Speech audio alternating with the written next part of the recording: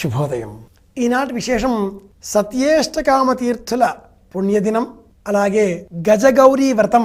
వీటితో పాటు కలియుగ ప్రత్యక్ష దైవం బ్రహ్మాండ నాయకుడు శ్రీ వెంకటేశ్వర స్వామి వారి మహారథోత్సవం.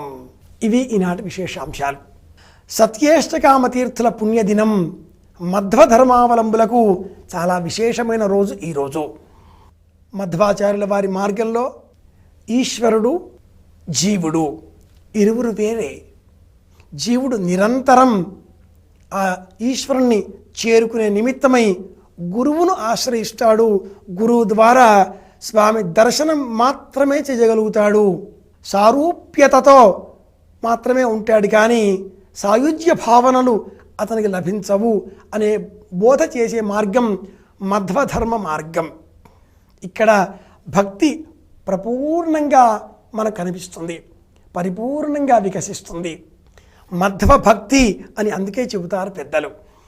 ఒక నియమం, ఒక వ్రతం, ఒక పూజ, ఒక విధానం, ఒక అర్చన, ఒక ధర్మశాస్త్రబద్ధమైన మార్గ ప్రవర్తన, నియమానుసరణ జీవిత విధానం, ఇవన్నీ కూడా భక్తిలోనే మనం పొందగలుగుతాం. సత్యేంద్రకామతీర్థుల పుణ్యదినం అటువంటి విశేషాంశాన్ని ఈరోజు మనకు ఆవిష్కరింపజేస్తుంది. ఇక రెండవది గజగౌరీ లక్ష్మీ వ్రతం. గజలక్ష్మీ వ్రతం అని కూడా దీనికి పేరుంది.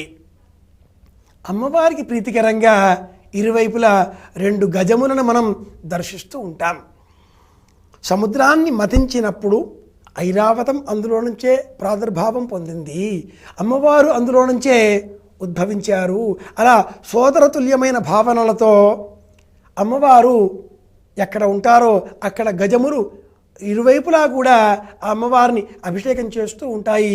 మనలో ఉండేటటువంటి కామము, క్రోధము, మదము అనే భావనలకు ఈ గజములు, మద గజములు ప్రతీక.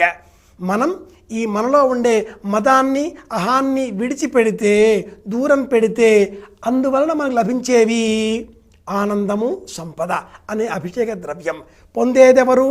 అమ్మవారు. ఇలాంటి ధోరణితో గజగౌరీ వ్రతం ఈరోజు మనం పాటించాలి. ఇంట్లో సంపద కావాలి, ధనం పెరగాలి, వృద్ధి పొందాలి అనేటటువంటి కాంక్షతో ఉండే వాళ్ళంతా కూడా ఈ రోజులలో తమ తమ ఇండ్లలో ఏనుగులను అలంకారప్రాయంగా వీధి గుమ్మం ఎదురగా పెట్టుకోవడం మనం గమనిస్తూ ఉంటాం. ఒకనాటి కాలంలో గృహానికి ఉండేటటువంటి ప్రధాన ద్వారం, ముఖ్యమైనటువంటి తలుపు, ఆ ద్వారం పైన ఉండే ద్వార బంధానికి ఇరువైపులా 2 ఏనుగలు, మధ్యలో మహాలక్ష్మి ఇలా చిత్రిక పట్టి చెక్కతో అలంకారం చేసేటటువంటి వారు. పాతకాలపు గుమ్మాలకు ఈ అలంకారం నేటికి మనం గమనించవచ్చు. ఇలా గుమ్మాన్ని అర్చించడం ఈరోజు ఆచరించాలి. గజగౌరీ వ్రతం గుమ్మాన్ని అర్చించడంలోనే మనకు లభించేటటువంటి వ్రత ఫలం.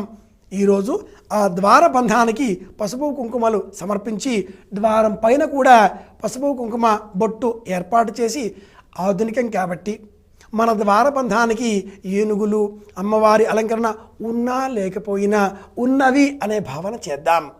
కనీస పక్షంలో చిత్రికతో లభించేటటువంటివి కాకపోయినా చిత్రించిన కాగితముల రూపంలోనైనా ఏనుగులను ద్వారబంధానికి ఇరువైపులా కూడా అలంకారంగా ఏర్పాటు చేసుకుందాం.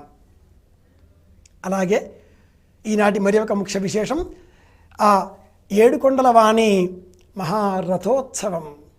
రథోత్సవే హరేర్దృష్ట్వా, ఆ కోనేటి రాయని రథాన్ని ఈరోజు మనం చూచినట్లయితే ఈ దేహమే రథం. ఇందులో ఉండేవాడు జీవుడు, పరమేశ్వరుడు. రథి, సారథి. ఈ దేహంలో ఉండేటటువంటి ఈ స్వరూపాన్ని 7 కోరికలు గుర్రాల రూపంలో పట్టి లాగుతూ ఉంటవి. ఈ 7 గుర్రములు, 7 కోరికలు, భావనలు, వీటి పగ్గాలని శ్రీ వెంకటేశ్వర స్వామి వారికి అందచేస్తే లోన ఉండేటటువంటి జీవుడు, అర్జునుడు, మనం ముక్తి పొందుతాం. ఇలాంటి భావనతో రథోత్సవాన్ని తిలకిద్దాం. ఆ స్వామి కరుణకు పాత్రలమవుదాం. ద్వారబంధాన్ని అలంకరించుకుందాం. దేహంలో జీవుడితో పాటు ఈశ్వరుడు ఉన్నాడు అనేటటువంటి మధ్వధర్మాన్ని తెలుసుకుందాం. సత్యేంద్రకామతీర్థుల పుణ్యదినం పాటిద్దాం. కొండల రాయుడు, కోనేటి రాయుడు, ఆపద మొక్కులవాడు, అనాథ రక్షకుడు, ఆ గోవిందుడి కరుణ కూడా పొందుతూ అందరి శుభం కోరుకుంటూ శుభమస్తు.